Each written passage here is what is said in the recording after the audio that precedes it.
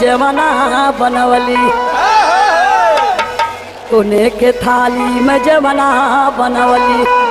अरे जवना न जे मैं घर में ताका नहीं, परदेसिया वाला मुआ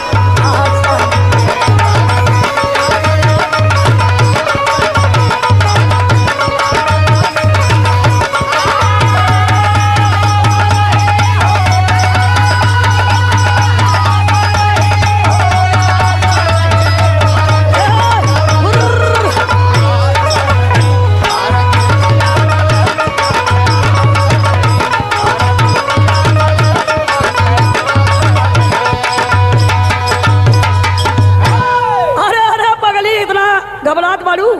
सुना इतना कहीं घबराहट बाड़ू। दुल्हनिया कलश बड़े प्यार से अपने सैया से का कलश, अरे यही बोझ न पिया अपने गरज से। अरे पगली हमार गरज ना रहे तोरे गरज से अली सुन नहीं सैया पहले हमार सुना। अरे आई बोझ न पिया अपने गरज से, अरे बोलो बोझ न दिल में काटा नहीं, परदेसिया